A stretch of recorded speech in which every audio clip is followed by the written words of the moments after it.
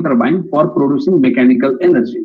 One thing we should be considered here is that cold flow, steam pressure, all are controllable. जैसे कि अभी हमने discuss किया.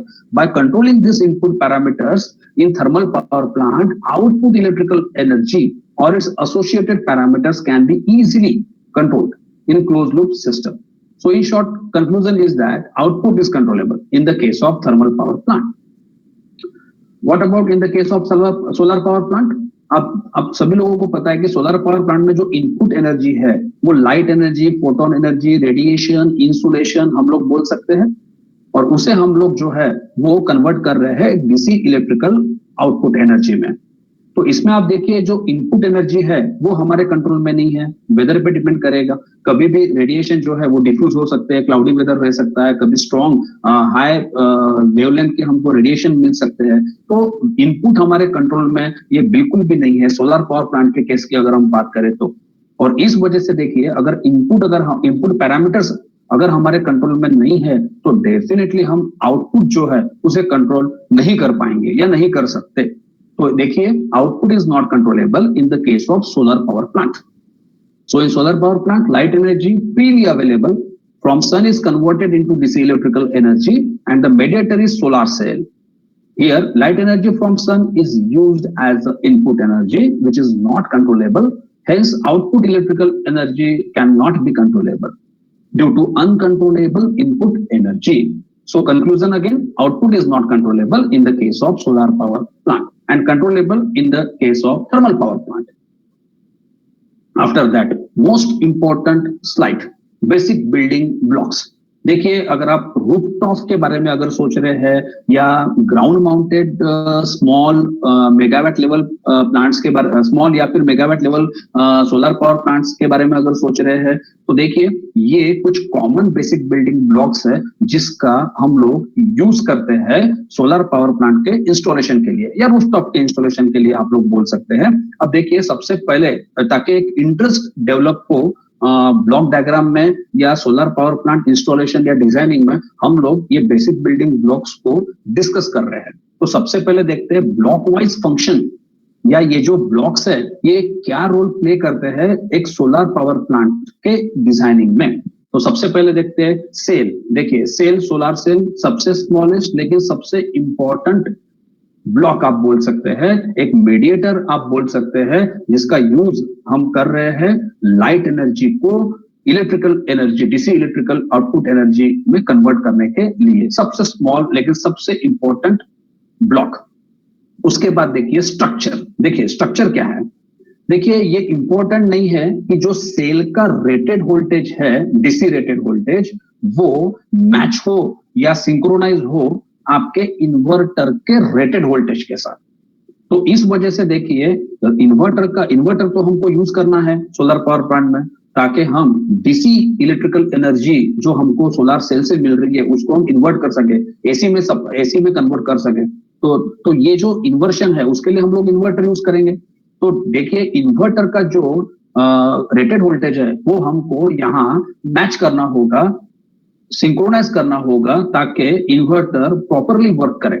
उसके प्रॉपर फंक्शनिंग के लिए हमको ये करना है या करना होता है. तो इस वजह से देखिए इन्वर्टर का रेटेड वोल्टेज और सेल का रेटेड वोल्टेज को मैचअप करने के लिए एक कंसेप्ट प्रैक्टिकली हर जगह पे यूज होता है कॉमनली, जिसको हम लोग स्ट्रक्चर बोलते हैं. तो स्ट्रक्चर का फंक्शन क्या हुआ. स्ट्रक्चर जो है ये बेसिकली इन्वर्टर का जो रेटेड वोल्टेज है उसको कैटर करने के लिए, उसके डिमांड फुलफिल करने के लिए रिगार्डिंग रेटेड वोल्टेज हम स्ट्रक्चर ये कंसेप्ट यूज करते हैं. और स्ट्रक्चर में क्या करते हैं, नंबर ऑफ सेल्स को हम सीरीज में कनेक्ट करते हैं और उतना वोल्टेज लाने की कोशिश करते हैं जितना इन्वर्टर का रेटेड वोल्टेज है. उसके बाद देखिए एरे जंक्शन बॉक्स और स्ट्रिंग मॉनिटरिंग जंक्शन बॉक्स, ये दो डीसी कंबाइनर बॉक्सेस होते हैं. अब इनका यूज क्या है वो देखते हैं कंबाइनली. देखिए इन्वर्टर का रेटेड वोल्टेज तो स्ट्रक्चर में आप लेके आए हो, लेकिन उसके बाद देखिए कि आप वोल्टेज को तो आप बूस्ट अप नहीं कर पाओगे या नहीं करना चाहिए, क्योंकि इन्वर्टर का जो रेटेड वोल्टेज है वो आ चुका है। तो फिर पावर कैसी बढ़ाई जाए, ये एक इशू रहता है सोलर पावर प्लांट में, डीसी साइड में। क्योंकि आप देखिए कि P is equal to VI, power factor is not plays a vital role here because it's a DC side, so P equals to VI only. तो उसमें से देखिए अब VI में से वोल्टेज तो कांस्टेंट आपका अभी रहेगा स्ट्रक्चर के बाद, क्योंकि इन्वर्टर का जितना रेटेड वोल्टेज है वो आप स्ट्रक्चर लेवल तक लेके आए हो। तो उसके बाद फिर पावर कैसी बढ़ाई जाए, तो इस वजह से पैरेलल कनेक्शंस करके करंट को बढ़ा के हम लोग पावर को बढ़ाते हैं सोलर पावर प्लांट में। तो उसके लिए अरे जंक्शन बॉक्स और स्ट्रीम मॉनिटरिंग जंक्शन बॉक्सेज जो है उसको हम लोग यूज करते हैं। उसमें से देखिए अरे जंक्शन बॉक्स से ऑप्शनल भी हो सकता है, तो ये हम डिटेल में आगे देखने वाले हैं, लेकिन अभी हम जस्ट फंक्शन को डिस्कस कर रहे हैं। तो इस तरह से cell structure, AJB, SMJB, inverter तक हम लोग आए हैं। तो इस तरह से देखिए इन्वर्टर के बाद इन्वर्शन होके हमको एसी सप्लाई जो है वो तो मिल गया है, लेकिन वो जो एसी सप्लाई है, 3 फेज सप्लाई जो इन्वर्टर के आउटपुट में हमको मिला है, हो सकता है वो लो वोल्टेज हो, मतलब 415 वोल्ट 3 फेज सप्लाई जनरली रहता है इन्वर्टर के आउटपुट में। तो ये जो 415 वोल्ट 3 फेज सप्लाई इन्वर्टर के आउटपुट में मिला है, ये हो सकता है कि आपको बूस्टअप करना पड़े, वोल्टेज को बूस्टअप करना पड़े डेफिनेटली। क्योंकि देखिए जनरली जो 415 वोल्ट है वो लेवल पे तो आप पावर इवैक्यूएट नहीं करोगे। तो डेफिनेटली अगर आपका जो ग्रिड है जिसको आप पावर इवैक्यूएट कर रहे हो, चाहे वो डिस्कॉम लेवल हो या ट्रांसमिशन लेवल हो, तो उस हिसाब से आपको वोल्टेज को ये बूस्टअप करना ही होगा, स्टेप अप करना होगा। तो पावर ट्रांसफार्मर के पहले इन्वर्टर का सप्लाई पावर ट्रांसफार्मर को बूस्टअप करने के लिए देना ही है, लेकिन उसके पहले आपको वो इन्वर्टर का सप्लाई जो है वो मीटरिंग, प्रोटेक्शन और स्विचिंग उसको प्रोवाइड करना होगा। तो लो टेंशन पैनल ये एक ऐसा पैनल है जो साइट पे प्रोटेक्शन, मीटरिंग और स्विचिंग प्रोवाइड करता है, और उसके थ्रू फिर पावर ट्रांसफार्मर को इन्वर्टर का सप्लाई हम लोग देंगे। और पावर ट्रांसफार्मर के बाद स्टेप अप करने के बाद वो जो वोल्टेज है, वो जो पावर सप्लाई है, वो हम लोग अगेन प्रोटेक्शन, मीटरिंग और स्विचिंग हाई टेंशन पैनल का यूज करके हम लोग वो आगे फॉरवर्ड करेंगे। तो high tension panel after power transformer होगा, क्योंकि पावर ट्रांसफार्मर के बाद तो वोल्टेज स्टेप अप हो चुका है आपका, चाहे वो डिस्कॉम लेवल हो 33 केवी या 66 केवी, 132 केवी ट्रांसमिशन लेवल हो। तो वो हाई टेंशन पैनल के थ्रू, मतलब प्रोटेक्शन, मीटरिंग जो है, स्विचिंग के थ्रू हम लोग आगे सप्लाई देंगे। तो हाई टेंशन पैनल का फंक्शन ये हुआ कि हमको प्रोटेक्शन, स्विचिंग और मीटरिंग करना है।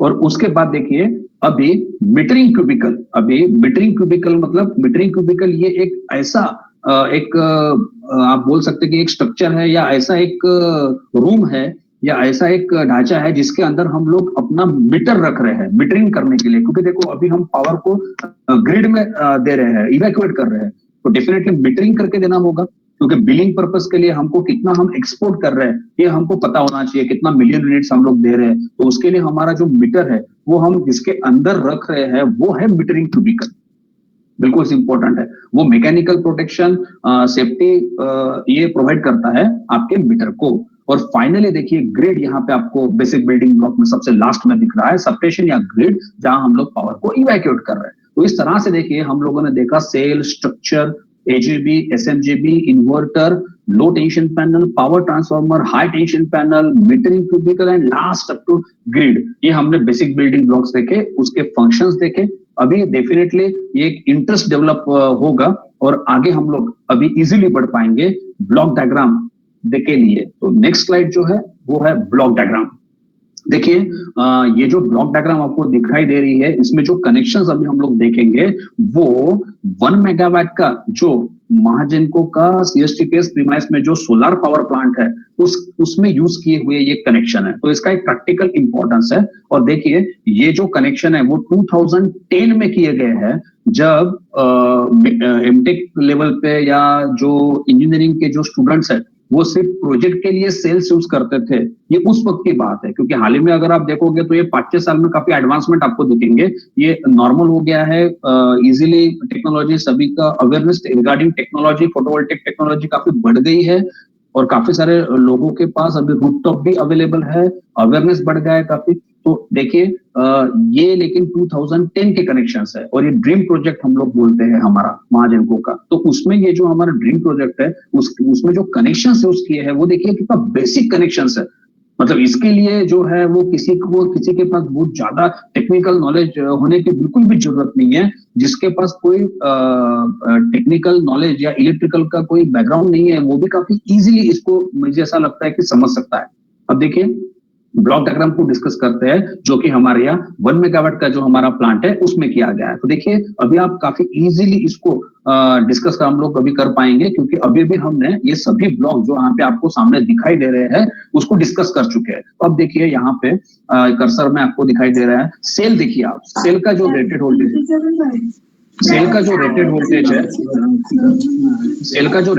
है वो आप देखिए 90 वोल्ट आपको सेल का रेटेड वोल्टेज दिखाई दे रहा है और सेल का जो रेटेड करंट है वो देखिए 1 एम्पियर ये सेल का रेटेड करंट है। अब देखिए सेल का जो रेटेड वोल्टेज है 90 वोल्ट वो आप देखिए इन्वर्टर का रेटेड वोल्टेज के साथ मैच होते हुए नहीं दिख रहा है क्योंकि इन्वर्टर का रेटेड वोल्टेज है 720 वोल्ट जो अभी आप देख रहे हैं और एक सेल का रेटेड वोल्टेज है 90 वोल्ट। मतलब कहीं तो भी आपको इन्वर्टर की जो डिमांड है 720 वोल्ट की वो कैटर करना है। तो उसके लिए हम यहाँ पे क्या यूज कर रहे हैं जैसे कि अभी हमने डिस्कस किया स्ट्रक्चर।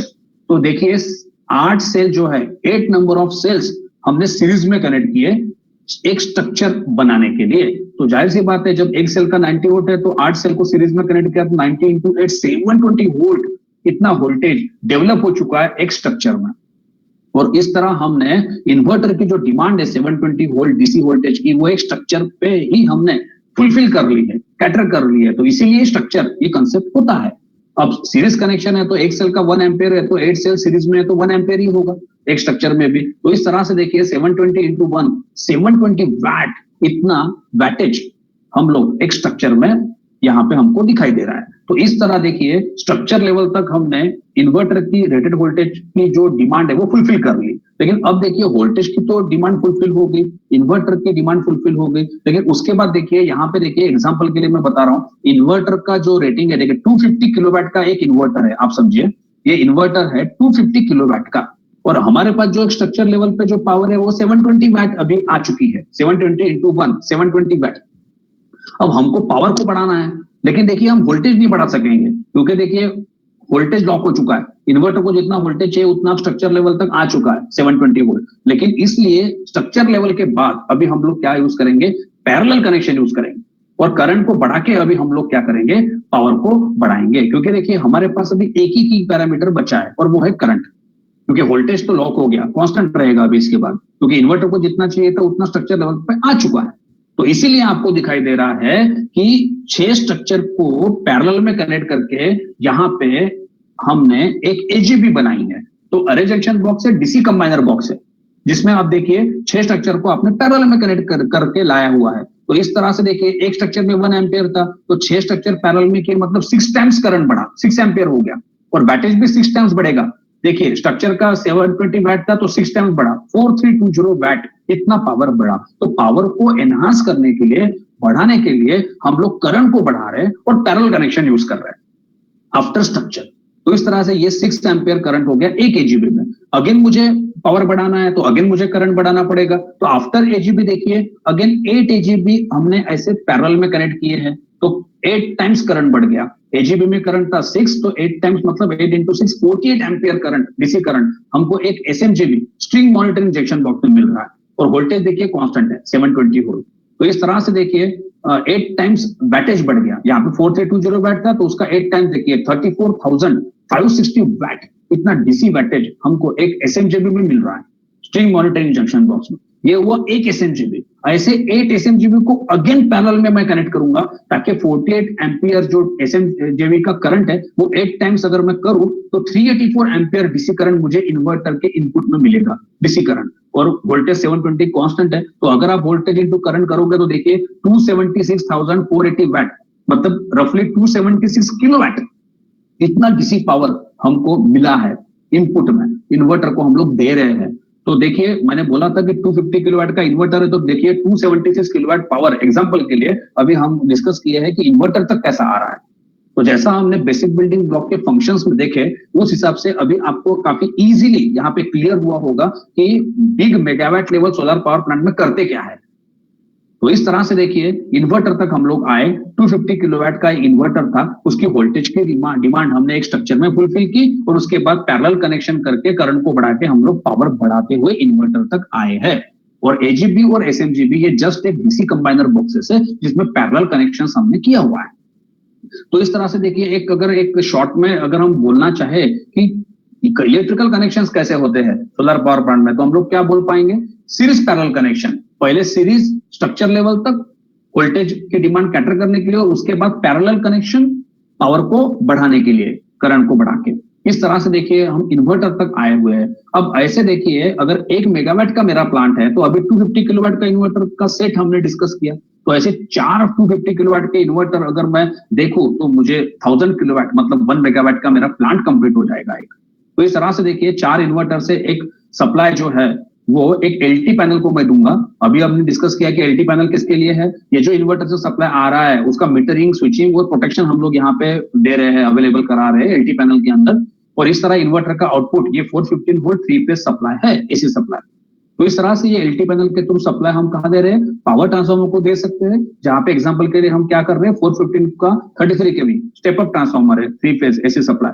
और ये जो 33 केवी सप्लाई है ये डिस्ट्रीब्यूशन लेवल है 33 केवी मतलब, और वो 33 केवी सप्लाई को अगेन हम प्रोटेक्शन, मीटरिंग और स्विचिंग एक्शन अवेलेबल करा के दे रहे हैं एसटी पैनल को, हाई टेंशन पैनल को, क्योंकि 33 केवी है तो हम हाई टेंशन बोलेंगे, और 415 वोल्ट था तो हम एलटी बोल रहे थे, लो टेंशन या लो वोल्टेज। और इस तरह से ये जो हाई टेंशन पैनल है इसके थ्रू ये जो सप्लाई है 33 केवी का 3 फेज सप्लाई, वो हम मीटरिंग करेंगे, मतलब उसका मीटरिंग करने के बाद हम उसको ग्रिड में इवैक्यूएट करेंगे। तो ये इतना बेसिक कनेक्शन और बिल्कुल सिंपल कनेक्शन जो था वो हमारे यहाँ 1 मेगावाट के सीएसटीपीएस प्लांट में जो है वो हमने यूज किया हुआ है। और ये जो डिजाइनिंग है ये 2010 में मॉर्सरबेयर ने कमीशनिंग करके दिया है उस समय, बिल्कुल सिंपल प्लान था। तो मुझे ऐसा लगता है कि ब्लॉक डायग्राम ये सभी पार्टिसिपेंट्स को जो है वो अच्छे से क्लियर हुआ होगा कि सोलर पावर प्लांट में करते कैसे है इलेक्ट्रिकल कनेक्शन, बिल्कुल सिंपल था। तो ये था एक कनेक्शन। अब देखिए हम लोगों को ज्यादा इंटरेस्ट है कि और ऐसे कनेक्शंस और कितने हो सकते हैं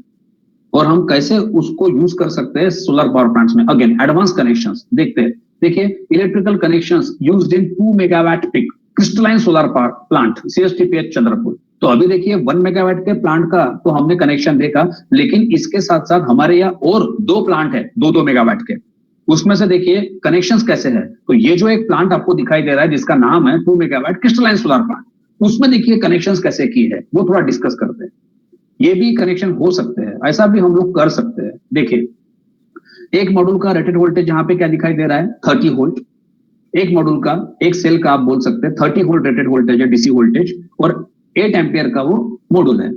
और अगर वैटेज की बात करें तो 30 इंटू 8 240 वैट आपको डीसी वैटेज मिलेगा एक मॉड्यूल का। लेकिन देखिए इन्वर्टर का यहाँ का रेटेड वोल्टेज आपको कितना दिखाई दे रहा है 630 वोल्ट। ये देखिए कर्सर पे आप देख सकते हैं 630 वोल्ट इतना रेटेड वोल्टेज है इन्वर्टर का, तो वो मुझे फुलफिल करना होगा।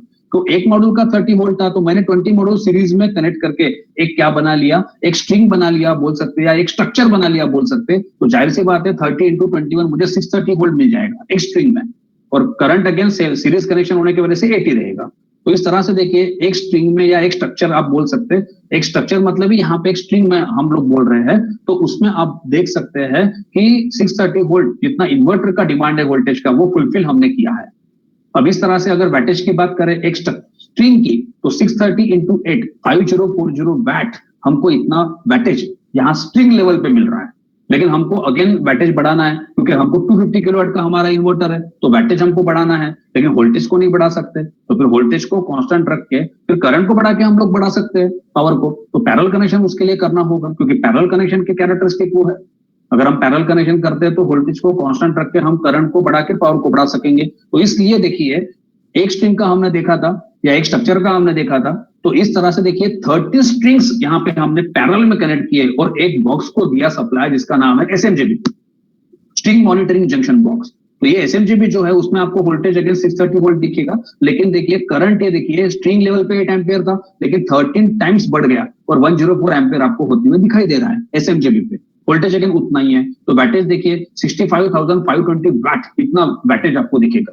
ये था एक एसएमजीबी का। फिर ऐसे अगेन 4 एसएमजीबी को हमने पैरेलल में कनेक्ट किया हुआ है। तो एसएमजीबी लेवल पे 104 एम्पियर करंट था, तो उसको 4 टाइम्स आप कीजिए 416 एम्पियर करंट, डीसी करंट आपको एक इन्वर्टर के इनपुट में दिखेगा, वोल्टेज अगेन 630 वोल्ट, और बैटेज देखिए अभी 262,080 वैट, मतलब 262 किलोवाट या फिर रफली अप्रोक्सीमेटली 250 किलोवाट हमारा बैटेज जो है वो एक इन्वर्टर को यहाँ पे भी हमने दिया हुआ है। तो आप ऐसा भी कर सकते हैं। तो पिछला कनेक्शन आपने देखा, तो अभी ये कनेक्शन में आप ऐसा भी आप कर सकते हो, कोई दिक्कत नहीं है। तो इस तरह से देखिए इन्वर्टर तक हम आए, लेकिन ये 2 मेगावाट का प्लांट है, मतलब हमको हमारे पास 2 मेगावाट का प्लांट मतलब 2000 किलोवाट हुआ, तो हमारे पास एक 250 किलोवाट का एक इन्वर्टर का अभी हमने डिस्कस किया।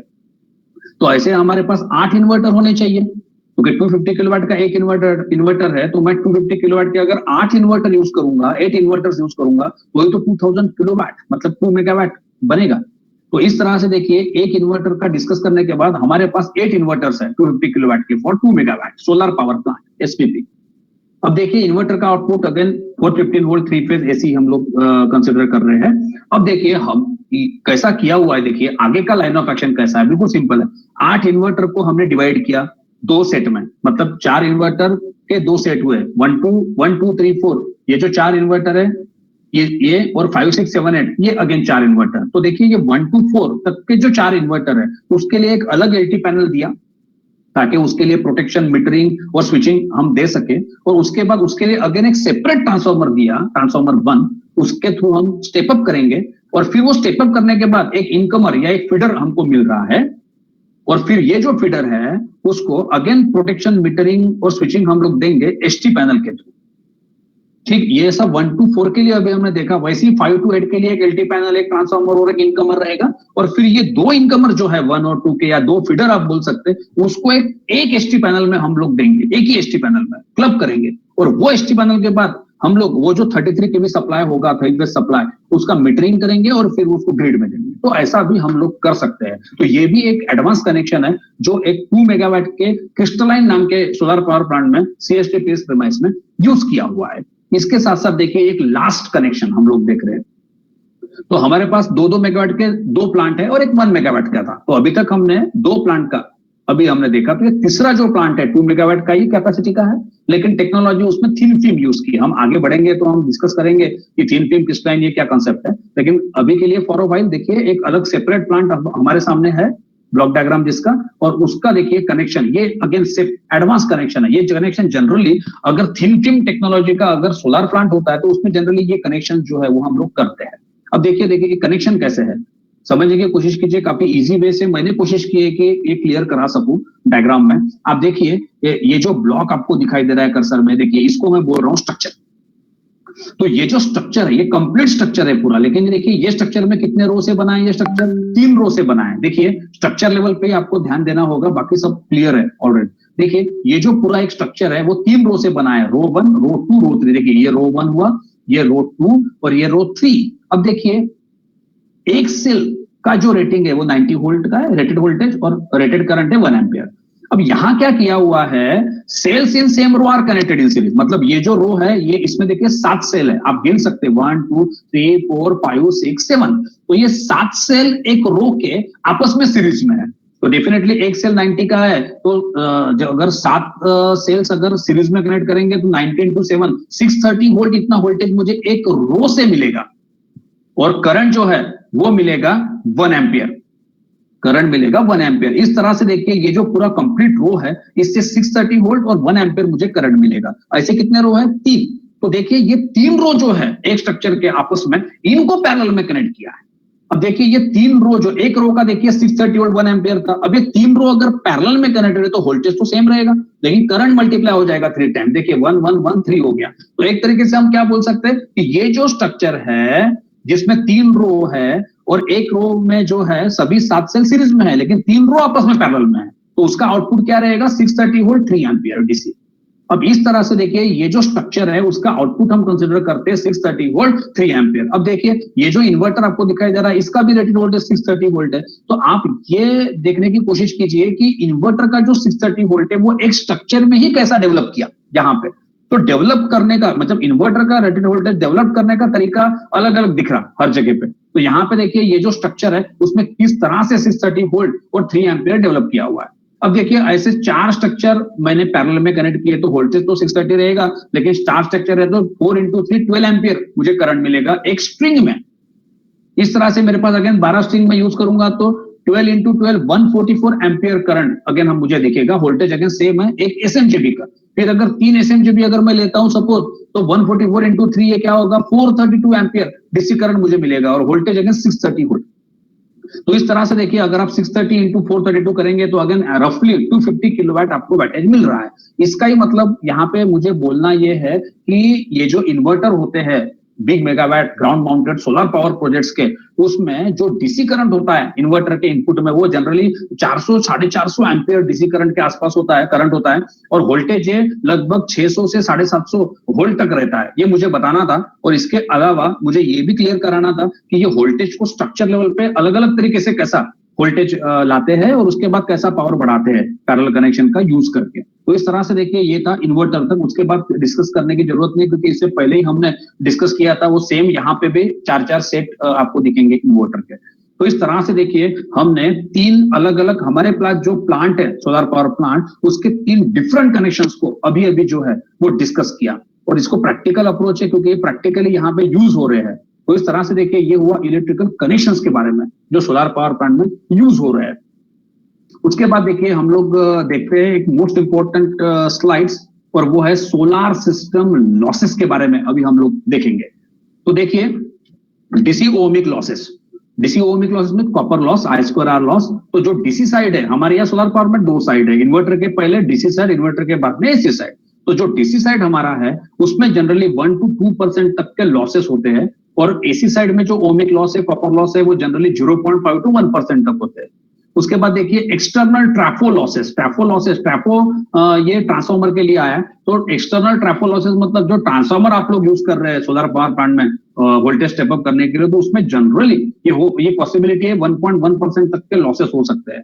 उसके अलावा देखिए सॉइलिंग लॉस, तो सॉइलिंग लॉस कितना होता है 1 to 2%। तो चलिए देखते हैं सॉइलिंग लॉस मतलब क्या होता है।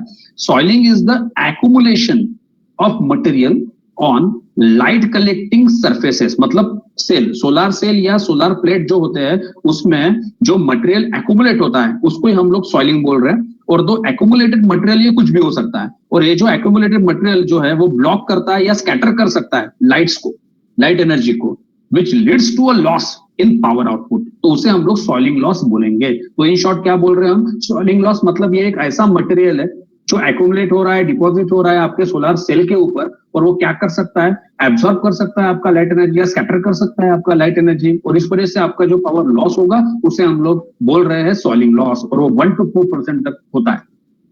उसके अलावा देखिए मॉड्यूल मिसमैच लॉस। तो module mismatch loss as the name itself saying mismatching. So mismatching किसका, डेफिनेटली सोलर सेल का ही मिसमैचिंग है। तो देखिए मॉड्यूल मिसमैच लॉस मतलब क्या है। Mismatch losses are caused by the interconnection of solar cells or modules which do not have identical properties or which experience different conditions from one another। इसका मतलब मुझे बोलना यह है कि मॉड्यूल मिसमैच लॉस मतलब अगर आपने अलग अलग रेटिंग के, डिफरेंट रेटिंग के, डिफरेंट प्रॉपर्टीज के अगर सोलर सेल्स अगर एक जगह इलेक्ट्रिकली कनेक्ट किए तो उस वजह से ये मिसमैचिंग की वजह से जो लॉस होगा उसे हम लोग मॉड्यूल मिसमैच लॉस बोल सकते हैं, और ये 1.5% के आसपास होने के चांसेस है या होते हैं प्रैक्टिकली। उसके बाद next loss, light induced degradation loss. It is a loss of performances arising in the very first hours of exposition to the sun। देखिए जब सवेरे सोलर पावर प्लांट जब सिंक्रोनाइज होता है ग्रिड के साथ, तो जब सवेरे खास करके अगर 7 का अगर टाइम अगर पड़ेगा, अगर 7 आवर्स अगर आप बोलेंगे या 7 AM बोलिए, सवेरे 7 बजे अगर प्लांट्स अगर सिंक्रोनाइज हो रहा है तो 7 से 8 अर्ली जो 1 आवर है, तो उसमें जो एक्सपोज होते हैं सोलर सेल सन रेज में, तो उस वजह से जो लॉस होता है उसमें हम लोग बोल सकते हैं कि ये लाइट इंड्यूस्ड डिग्रेडेशन लॉस है। तो देखिए it is a loss of performances arising in the very first hours of exposition to the sun. ये होता है लाइट इंड्यूस्ड डिग्रेडेशन लॉस, और 1 to 3% तक देखा गया है। उसके बाद देखिए incidence angle modifier loss. This loss accounts for lower transmission of light through the glass front of solar panel when the sunlight enters at an angle। मैं और एक बार रिपीट करता हूं, this loss accounts for lower transmission of light through the glass front of a solar panel when the sunlight enters at an angle। तो उसे हम लोग बोलेंगे इंसिडेंस एंगल मॉडिफायर लॉस। जब एक पर्टिकुलर एंगल से आपका जो लाइट एनर्जी जो है वो एंटर करना चाहेगा आपके सेल के अंदर, तो जो ग्लास है, अपर ग्लास जो होता है फ्रंट में जो लगाया हुआ, वो उसमें जो लॉस होता है, मतलब वो जो लाइट एनर्जी को खुद एब्जॉर्ब करता है और आने नहीं देता है आपके सेल तक, आप एक तरीके से एक लोकल लैंग्वेज में बोल सकते हो, तो उसके वजह से जो लॉस होता है उसे हम बोलेंगे इंसिडेंस एंगल मॉडिफायर लॉस। तो और एक बार रिपीट करता हूं, this loss accounts for lower transmission of light through the glass front of solar panel when the sunlight enters at an angle. तो ये इंसिडेंस एंगल मॉडिफायर लॉस है। And the last but not the least and the most important loss, temperature loss 0.5% per degree. देखिए उसको हम लोग एक next slide में discuss करेंगे टेम्परेचर लॉस को, लेकिन देखिए इतना तो पता होना चाहिए कि अगर हम लोग डिस्कस कर रहे हैं सोलार सिस्टम को, तो ये सोलार सिस्टम में ये कुछ इंपॉर्टेंट लॉसेस है। लॉसेस इंपॉर्टेंट कभी नहीं हो सकते, लेकिन देखिए एनालिसिस के लिए मैं इंपॉर्टेंट ये वर्ड बोल रहा हूं, ये पता होना चाहिए कि कौन कौन से टाइप के लॉसेस और कितने परसेंटेज में होने के चांसेस रहते हैं।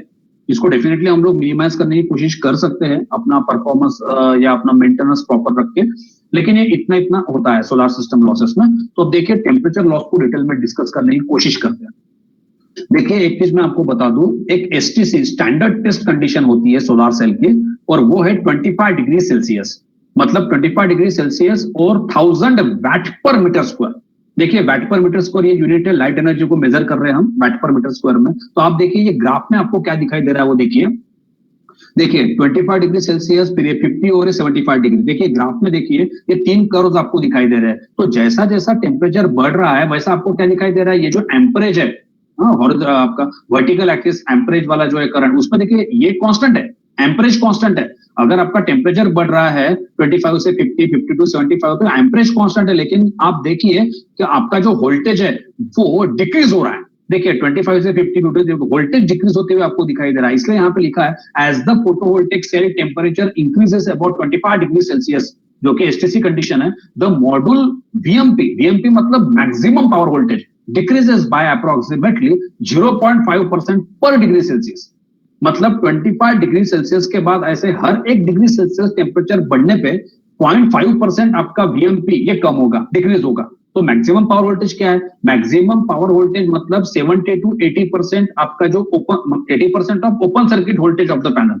आपका जो सोलार सेल है उसका जो ओपन सर्किट वोल्टेज है उसका 70 to 80% जो वैल्यू होगा उसको हम लोग वीएमपी मैक्सिमम पावर वोल्टेज बोलते हैं। तो वो जो है वो 0.5% से 0.5 वोल्ट नहीं 0.5% से कम होता है हर 1 डिग्री सेल्सियस टेम्परेचर बढ़ने पे। देखिए ये मोस्ट इंपॉर्टेंट पॉइंट है, मैं और एक बार रिपीट करने की कोशिश कर रहा हूं। 25 डिग्री सेल्सियस ये स्टैंडर्ड टेस्ट कंडीशन है सेल का, और उसके बाद ऐसे हर 1 डिग्री सेल्सियस टेम्परेचर बढ़ने पे आपका जो मैक्सिमम पावर वोल्टेज है वो 0.5% से कम होगा। और मैक्सिमम पावर वोल्टेज मतलब ऐसा वोल्टेज जो 70 to 80% रहता है आपके सेल के ओपन सर्किट वोल्टेज से, उसको ही मैक्सिमम पावर वोल्टेज यहाँ पे हम लोग बोल रहे हैं।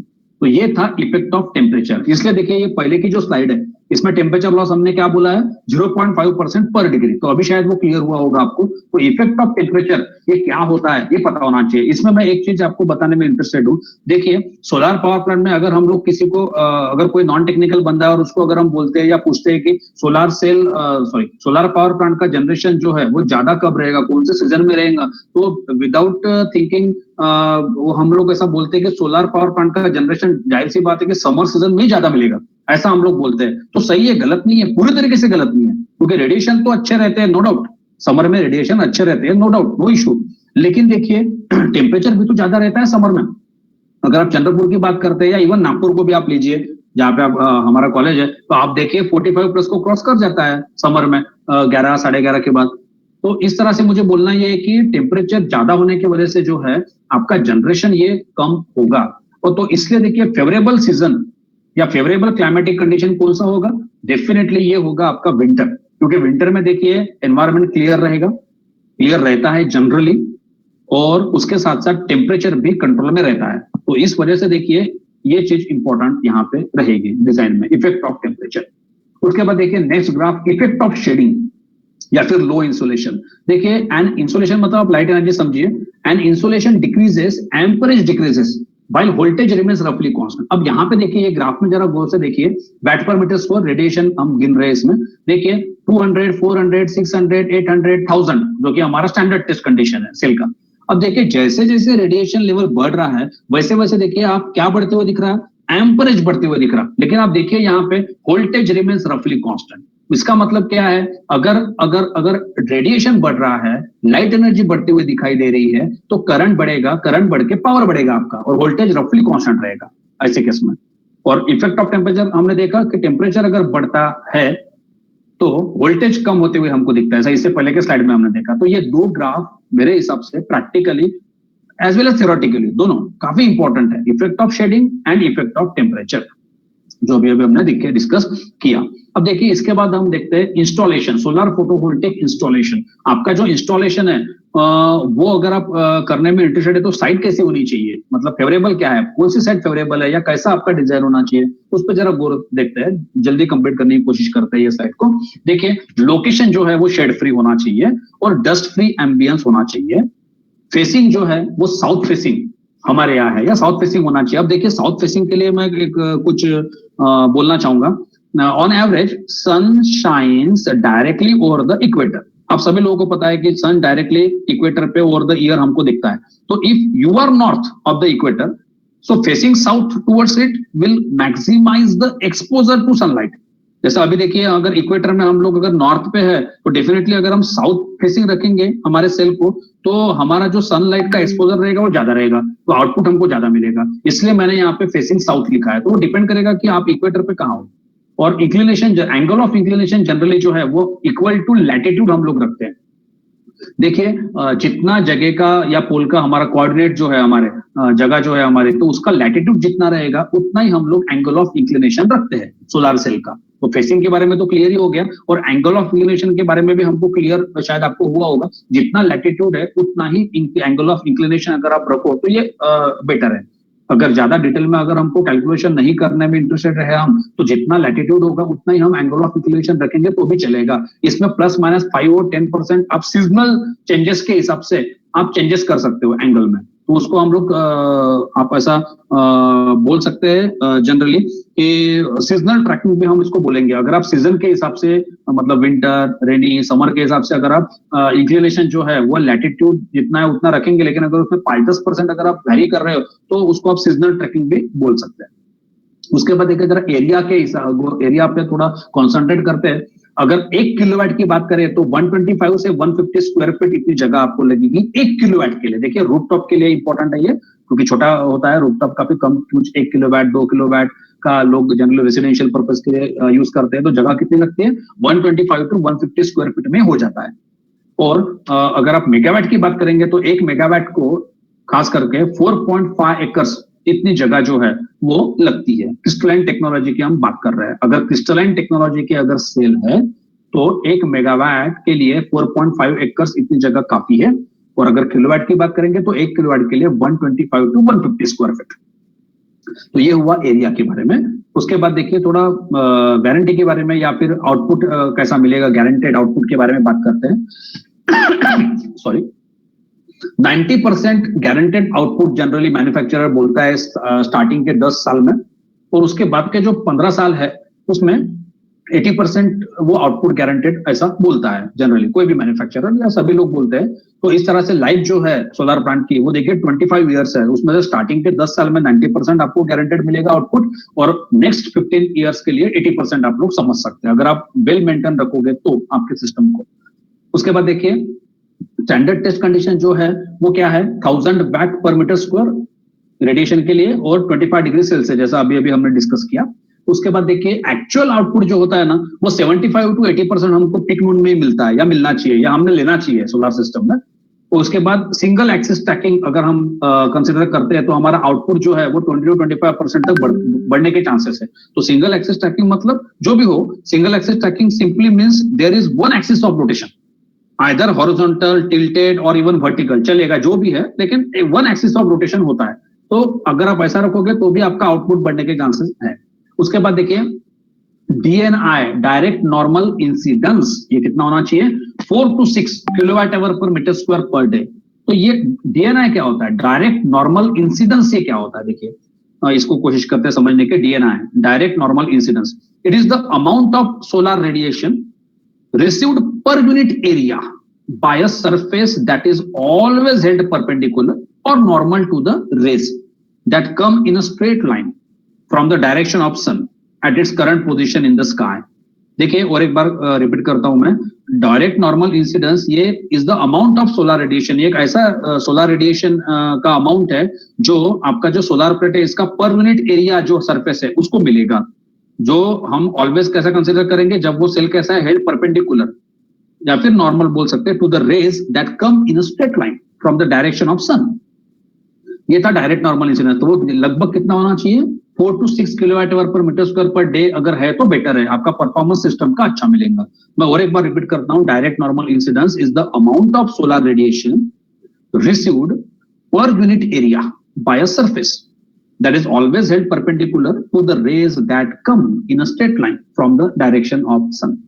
तो ये था डीएनआई। उसके बाद देखिए एनुअल रेडिएशन अवेलेबिलिटी जो है वो 300 डेज तक होना चाहिए। इसका मतलब ये है कि कम से कम 365 में से 300 दिन तो भी आपको रेडिएशन अच्छे से अवेलेबल अगर होते हैं तो काफी अच्छा परफॉर्मेंस आपके सिस्टम से आपको मिल सकता है।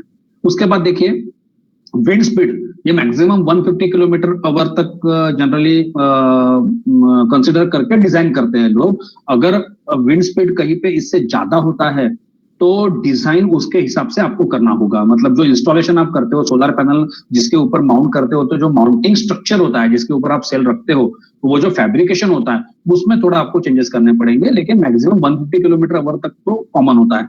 अब देखिए थोड़ा विंड स्पीड के बारे में भी थोड़ा देखते हैं कि ये विंड स्पीड अगर ज्यादा है तो वो बेनिफिशियल हो सकता है कि कैसा। Wind speed has a little influence on solar radiation, मानते हैं। It is observe that the effect of wind on the temperature of photovoltaic module is significant, which results in increase of power and efficiency of module। देखिए अगर wind है, wind की speed है तो जाहिर सी बात है कि टेम्परेचर थोड़ा कंट्रोल में रहेगा तो अपना आउटपुट जो है वो बढ़ने के चांसेस है। तो विंड स्पीड जो है वो सिग्निफिकेंट है, टेम्परेचर के पॉइंट को कंसिडर करके हम लोग ऐसा बोल रहे हैं। तो ये कुछ इंपॉर्टेंट पॉइंट्स थे इन शॉर्ट जो सोलर फोटोवोल्टेइक इंस्टॉलेशन को थोड़ा फ्लैश करता है। उसके बाद देखिए इकोनॉमिक फैक्टर्स। इकोनॉमिक फैक्टर्स देखिए कैपेक्स जो है, पैसा जो है वो डिपेंड करता है आपके प्लांट के साइज के ऊपर। उसमें से भी देखिए दो टाइप के प्लांट है, एक तो यूटिलिटी जैसा हमारा है, हाँ हम डिस्कॉम को दे रहे हैं, हमारा खुद का महाजनको का प्लांट है। तो ये जो बड़े बड़े मेगावाट लेवल के प्लांट है, यूटिलिटी स्केल प्लांट्स, ये जनरली कॉस्टलेस बोला आपने तो भी चलेगा, क्योंकि देखिए प्लांट की लाइफ होती है 25 साल और पेबैक पीरियड होता है 4 साल लगभग। अगर 300 दिन तो भी अगर आपकी रेडिएशन अवेलेबिलिटी है और अगर अपना आपका मेंटेनेंस अच्छा है तो देखिए आपका 4 साल में अगर पेबैक पीरियड है, आपका पैसा अगर पूरा निकल जाता है जितना आपने लगाया, तो देखिए 25 साल में से 4 साल आप निकाल लीजिए तो काफी सारे साल में तो आप कमा रहे हैं पैसा। मतलब कमा रहे इन द सेंस आप बोल सकते हैं रेवेन्यू वाइज अगर बोलना है तो आप बोल सकते हैं कि आप पैसा कमा रहे हैं, अदरवाइज आप नेशन की हेल्प कर रहे हैं, ग्रीन एनर्जी बना के दे रहे हैं, कार्बन एमिशन ना करते हुए। तो ये भी इसलिए वो मीनिंग से ये कॉस्टलेस लिखा है मैंने।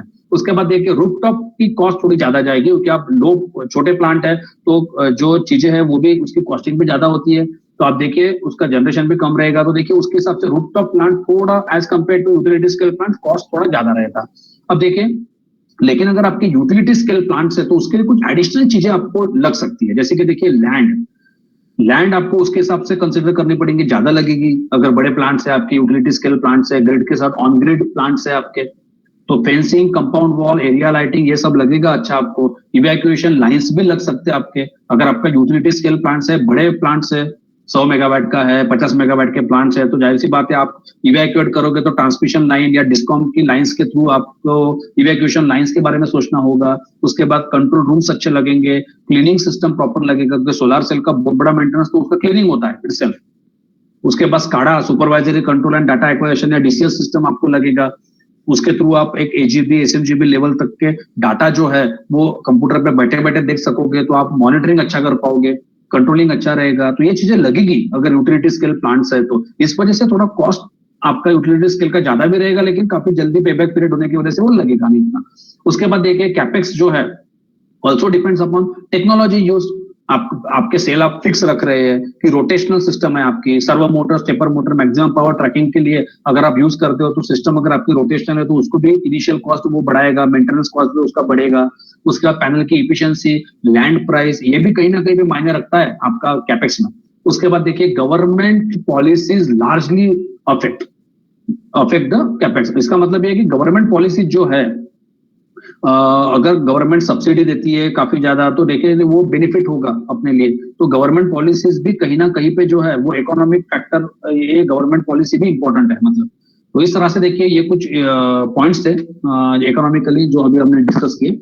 उसके बाद देखिए फैक्टर्स अफेक्टिंग परफॉर्मेंस, जो सोलर पावर प्लांट का जो परफॉर्मेंस होता है, ऐसे कौन कौन से फैक्टर्स हो सकते हैं जो आपके परफॉर्मेंस को अफेक्ट कर सकते हैं। तो देखिए इंपॉर्टेंट फैक्टर्स से हम यहाँ पे कंसिडर कर रहे हैं। उसमें से देखिए क्लाउडी डे अगर है तो ये पॉसिबल है कि आपका 20 to 25% से रिड्यूस हो जाए आउटपुट।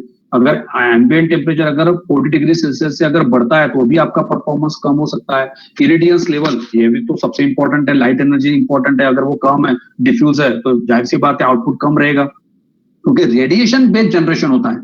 अगर रेडिएशन अगर आपका ज्यादा रहेगा तो जनरेशन अच्छा रहेगा आपका। जैसा 1000 वाट पर मीटर स्क्वायर अगर स्टैंडर्ड टेस्ट कंडीशन है, तो अगर 1000 वाट पर मीटर स्क्वायर अगर रेडिएशन है किसी पर्टिकुलर मोमेंट में, इंस्टेंट पे, और अगर आपका 100% एफिशिएंट है प्लांट, तो उस समय वो प्लांट की कैपेसिटी आपको मिलेगी। 1 मेगावाट का प्लांट है तो 1 मेगावाट मिलेगा उस समय। अगर 500 वाट पर मीटर स्क्वायर रेडिएशन है मतलब 50%, तो आपको 50% की आउटपुट मिलेगा। रेडिएशन बेस्ड जनरेशन है। उसके साथ साथ देखिए अगेन आपका परफॉर्मेंस रिड्यूस हो सकता है with increase in module operating temperature. हमने अभी भी डिस्कस किया ये टेम्परेचर का इफेक्ट क्या होता है जनरली। उसके साथ साथ देखिए reduces with increase in humidity. अगर आपका wind velocity, humidity, dust level, aerosol level, ये सब अगर इंक्रीज होता है तो आपका performance at the some extent ये रिड्यूस्ड हो सकता है। देखिए डस्ट लेवल, आपका ह्यूमिडिटी, विंड वेलोसिटी, ये बहुत ज्यादा मायने रखता है ऐसा नहीं है, बहुत ज्यादा आपका परफॉर्मेंस डिग्रेड करेगा ऐसा नहीं है, but at the some extent it definitely reduce the performance. Okay, तो उसके बाद देखिए एरोसॉल लेवल डेफिनेटली इंक्रीज अगर होती है तो आपका परफॉर्मेंस रिड्यूस हो सकता है। तो एरोसॉल लेवल शायद पता है सभी को, तो भी हम लोग डिस्कस करते हैं। एरोसॉल मींस क्या होगा? It's a minute particle suspended in the atmosphere. When these particles are sufficiently large, we notice their presence as them scatter and absorb sunlight। देखिए एरोसॉल मतलब आप ऐसा समझ सकते हैं कि ये कुछ माइन्यूट पार्टिकल्स है जो आपके एटमॉस्फेयर में आपको दिखते हैं, और अगर वो सफिशिएंट लार्ज है या काफी ज्यादा क्वांटिटी में अगर है और लार्ज है तो देखिए वो एब्जॉर्ब भी कर सकते हैं, स्कैटर भी कर सकते हैं आपके सनलाइट को। तो डेफिनेटली आपका performance at the some extent जो है वो कम हो सकता है। तो इस तरह से देखिए हमने देखा कि humidity, wind velocity, dust level, aerosol level, module का operating temperature, ambient temperature, cloudy day किस तरीके से आपके परफॉर्मेंस को अफेक्ट कर सकता है, ये अभी हमने देखा। उसके बाद देखिए अभी हम देखेंगे कि सोलर सेल के टाइप्स। देखिए अभी अभी हमने देखा कि थिन फिल्म और क्रिस्टलाइन, ये वर्ड्स आपके सामने इससे पहले कुछ स्लाइड्स में आए, तो अभी यहाँ पे वो हम लोग क्लियर करने की कोशिश करेंगे। जनरली सोलर सेल के दो टाइप होते हैं, ठीक है। एक होता है थिन फिल्म बेस्ड, जो आपका अपीयरेंस आपको दिखाई दे रहा है कर्सर में, ये थिन फिल्म बेस्ड है। और ये जो दो आपको दिखाई दे रहे हैं ना, ये क्रिस्टलाइन टेक्नोलॉजी वाले सेल है। तो देखिए उसमें दो टाइप है क्रिस्टलाइन टेक्नोलॉजी में, एक है मोनोक्रिस्टलाइन और एक है पॉली या मल्टी क्रिस्टलाइन। तो सेल के दो टाइप है, एक है क्रिस्टलाइन, एक है थिन फिल्म। तो ये थिन फिल्म आपको दिख रहा है, और ये देखिए थिन फिल्म आपको रेयर देखने को मिलेगा, क्योंकि ये अभी टेक्नोलॉजी जो है वो अभी एडवांस नहीं है। ये अभी टेक्नोलॉजी 2010 में थी, अभी तो कोई यूज भी नहीं करता ये टेक्नोलॉजी को, आउटडेटेड हो चुका है थिन फिल्म, ठीक है। लेकिन अगर आप अभी देखने को मिलेंगे तो आपको ये देखेंगे, देखिए मल्टी क्रिस्टलाइन काफी कॉमन है, पॉलीक्रिस्टलाइन, मल्टी क्रिस्टलाइन और मोनोक्रिस्टलाइन भी है, ऐसा नहीं है। लेकिन मोनोक्रिस्टलाइन का जो परफॉर्मेंस है वो इतना लोगों ने ट्रस्टेबल देखा नहीं है अभी, और अवेलेबिलिटी थोड़ी कम है। तो इस वजह से देखिए सबसे, अगर आप पूछोगे कि प्रैक्टिकली सबसे ज्यादा से जो यूज होते हैं वो टेक्नोलॉजी जो है वो मल्टी या पॉलीक्रिस्टलाइन रहती है, और मोनोक्रिस्टलाइन भी आजकल लोग धीरे धीरे अडॉप्ट करने लगे हैं। लेकिन अगर आप कंपैरिजन करेंगे तो पॉली ये ज्यादा यूज होता है प्रैक्टिकली। तो टाइप्स ऑफ सोलर सेल आपने देखा, अपीयरेंस भी आपको इसमें देखने को मिल रहा है स्लाइड के ऊपर। तो ये था टाइप्स ऑफ सोलर सेल। इसके बाद देखेंगे बिल्कुल शॉर्ट में, देखिए बिल्कुल शॉर्ट में देखेंगे कि कंपैरिजन क्या है आपस में ये सेल्स का। इंपॉर्टेंट पॉइंट्स को लेके ही देखेंगे सिर्फ। आप देखिए ये मोनोसिलिकॉन को आप समझिए मोनोक्रिस्टलाइन, ये मल्टी क्रिस्टलाइन है, और ये थिन फिल्म है। तो देखिए मोनोक्रिस्टलाइन के अगर पैनल्स है तो ये मोस्ट एफिशिएंट रहते हैं, और उसकी मैक्सिमम एफिशिएंसी रहती है 21%। अगर आप मल्टी क्रिस्टलाइन की बात करेंगे तो एफिशिएंसी थोड़ी कम है 16%, और थिन फिल्म की सबसे कम है, लिस्ट एफिशिएंट, और वो है 12%। उसके अलावा देखिए मैन्युफैक्चरिंग की बात करेंगे तो सिंगल सिलिकॉन क्रिस्टल का यूज करके मोनोक्रिस्टलाइन बनता है। Multi silicon crystal, different crystal को यूज करके सिलिकॉन की आप मैन्युफैक्चरिंग कर सकते हो मल्टी क्रिस्टलाइन पैनल्स को। और अगर थिन फिल्म की बात करेंगे तो एक या एक से ज्यादा लेयर को डिपॉजिट करके आपका जो फोटोवोल्टिक मटेरियल है उसके एक या एक से ज्यादा लेयर को आपका जो सबस्ट्रेट है जिसके ऊपर आप लेयर को डिपॉजिट कर रहे हो, ठीक है, उस हिसाब से वो मैन्युफैक्चरिंग करते हैं। तो देखिए मैन्युफैक्चरिंग ये इटसेल्फ एक बहुत बड़ा टॉपिक है। तो आज का टॉपिक हमारा मैन्युफैक्चरिंग नहीं है, तो हम ज्यादा वो टच हमने ये स्लाइड पे दिया नहीं है, लेकिन जस्ट एक सेंटेंस में हम लोग बताने की कोशिश कर रहे हैं कि मैन्युफैक्चरिंग किस हिसाब से होगा। तो क्रिस्टलाइन जो है उसमें मोनोक्रिस्टलाइन सिंगल सिलिकॉन क्रिस्टल का यूज करके होगा। Multi crystalline as the name itself saying multi poly different silicon crystal जो है उसका फ्यूजिंग करके बनेगा। और अगर थिन फिल्म की बात करेंगे तो it is manufactured by depositing one और more layers of photovoltaic material that is silicon on substrate, ऐसा आप लोग बोल सकेंगे।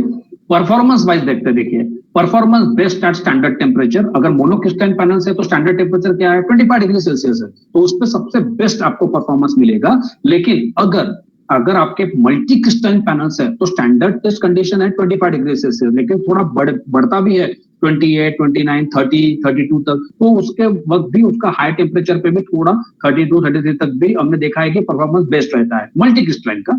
और अगर थिन फिल्म की बात करेंगे तो performance best at high temperature. देखिए ये कंफ्यूजन मत रखिए बिल्कुल भी, हम लोग यहाँ पे थिन फिल्म को क्रिस्टलाइन के साथ कंपेयर कर रहे हैं, इसलिए ऐसा बोल रहे हैं कि performance best at high temperature.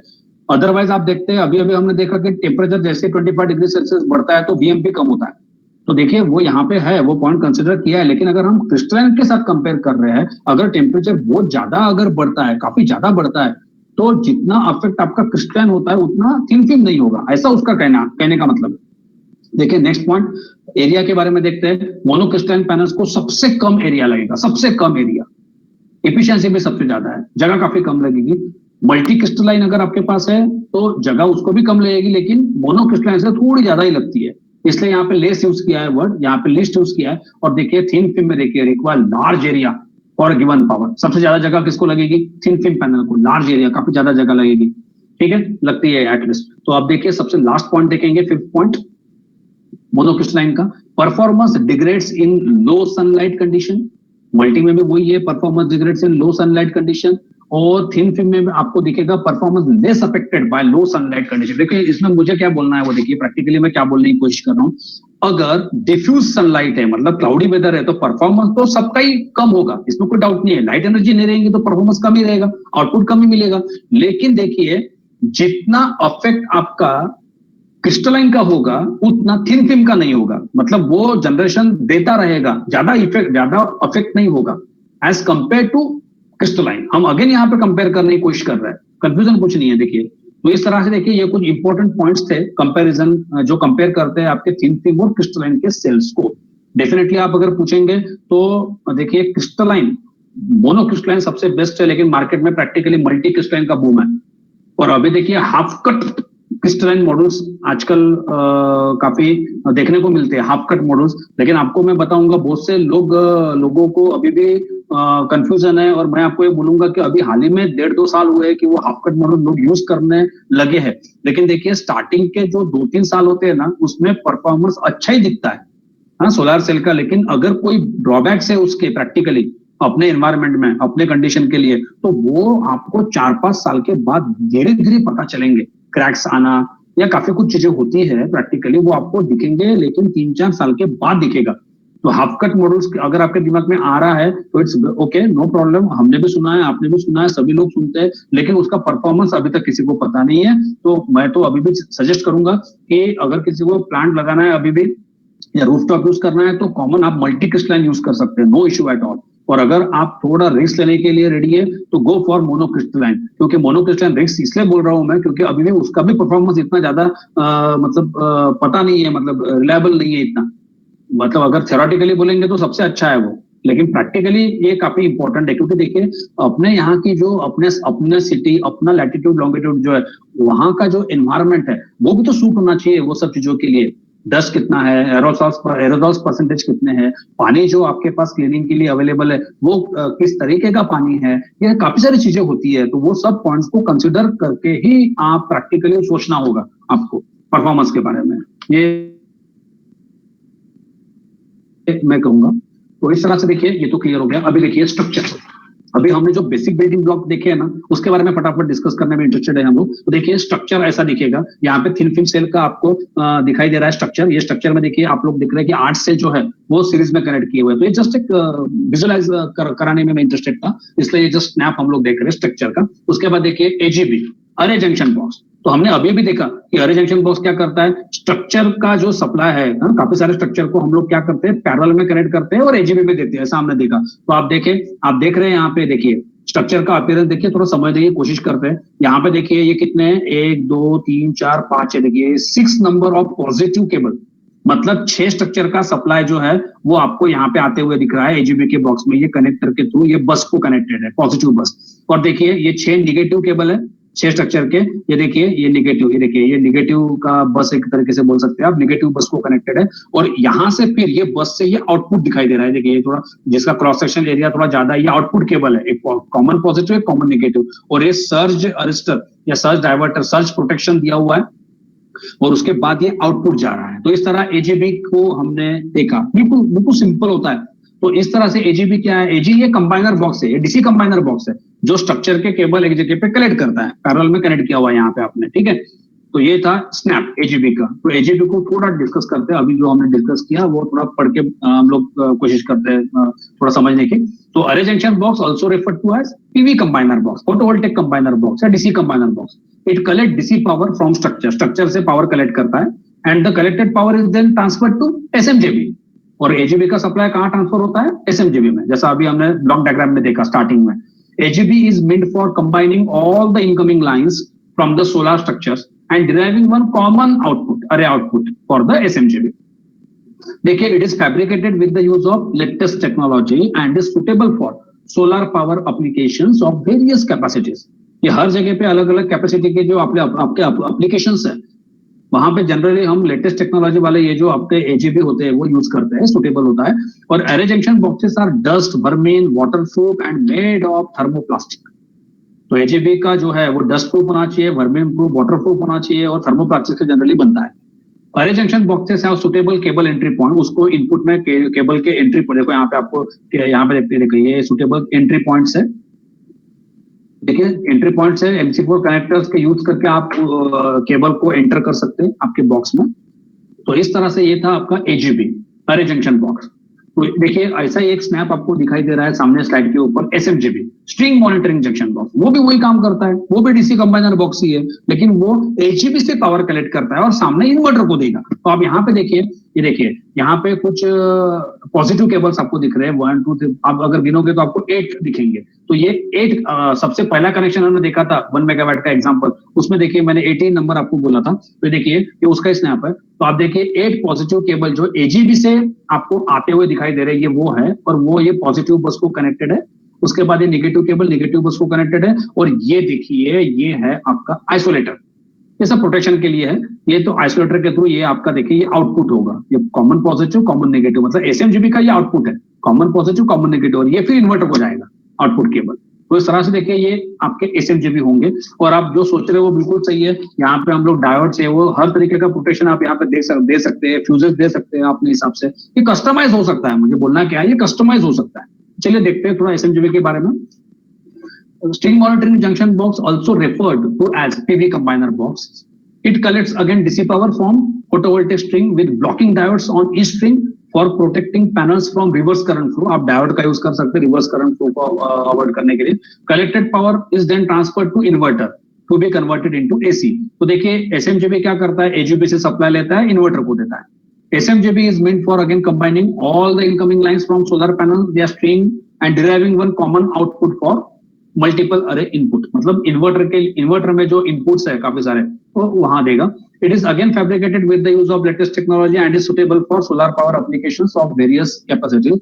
String monitoring junction boxes are again dust, vermin, waterproof and made of thermoplastic. इसका मतलब ये है कि एजीबी एसएमजीबी का सेम कंसेप्ट है, सेम थर्मोप्लास्टिक से ही बनाते हैं, और dust proof, vermin proof, waterproof वो होना चाहिए। कस्टमाइज आप लोग इसको कर सकते हो। Again suitable entry points, cable glands, MC4 connector के थ्रू आप सप्लाई ला सकते हो बॉक्सेस को। तो इस तरह से देखिए, जैसा हमने एजीबी का देखा था वैसे हमने एसएमजीबी का भी देखा, लेकिन थोड़ा फीचर्स को हम लोग देखेंगे एसएमजीबी के। तो इस तरह से देखिए फीचर्स जो है वो क्या है। SMJB are total insulated according to the requirements of IEC 614391. What is IEC 61439? IEC 61439 is the norm, defines which points the manufacturer and the user both of a switch gear and control gear assembly have to define. देखिए अगर in short बोलना चाहे तो ये जो आप लोग customise कर रहे हो है ना, ये कस्टमाइज करते समय या मैन्युफैक्चरिंग करते समय SMJB का आपको ये वाले नॉर्म को रेफर करना है, जो क्या है IEC 614391, और ये मैंडेटरी है by MNRE. MNRE means ministry of new and renewable energy. It's agency of central ministry of India, government of India. तो इसके हिसाब से ये मैंडेटरी है कि आप IEC 61491 का यूज करके ही आप SMJB को बनाओ, and tested up to an operating voltage of 1000 volt DC. और उसको 1000 वोल्ट DC ये ऑपरेटिंग वोल्टेज के लिए आपको पूरे टेस्टिंग लेना है. The enclosure is made of high quality polycarbonate. The enclosure is accessible only via the use of tools in order to ensure additional protection. ये तो proper tools का ही आपको यूज करना है हैंडल करने के लिए, और जो enclosure रहेगा वो high quality polycarbonate से बनाना है. Can be customized based on customer requirement. ये है, लेकिन एक बात का ध्यान रहे, IEC 61491. Reliable electrical safety to avoid hazard. Obstruct sudden surges due to lightning strokes during cloudy and rainy conditions and ground the surges immediately. Definitely आप protection use कीजिए. सर्ज अगर आती है तो उसको डाइवर्ट, लाइटनिंग स्ट्रोक को divert करते आना चाहिए. फ्यूजेस आप यूज कर सकते हैं, ओवरलोड प्रोटेक्शन दे सकते हैं. Blocking diodes reverse current flow के लिए आप यूज कर सकते हैं. इजी DC टर्मिनेशन है. तो इस तरह से ये कुछ फीचर्स है SMJB के जो अभी हमने देखे. उसके बाद देखिए आपका सोलर इन्वर्टर. ये जस्ट एक स्नैप है इन्वर्टर का. ये हमारा जो 1 मेगावाट का प्लांट है उसमें सनी सेंट्रल, ये सनी सेंट्रल में ये सेंट्रल इन्वर्टर है तो नाम सनी सेंट्रल दिख रहा. ये जर्मनी के इन्वर्टर है SMA कंपनी के. जस्ट उसका स्नैप आपको दिखाई दे रहा है. देखिए इन्वर्टर के बारे में देखते हैं. Inverter is the heart of, सबको पता है, is the heart of every solar power plant. It converts direct current produced by the solar panels and converts it into AC electricity. Inversion हो रहा है, मतलब DC का AC कर रहे हैं. In addition to this it additionally monitors and controls the photovoltaic system. Generally central inverters are used for big megawatt level ground mounted solar power projects. देखिए inverter के तो बेसिकली आपने देखे होंगे कि 3 टाइप्स आपने देखे होंगे या सुने होंगे.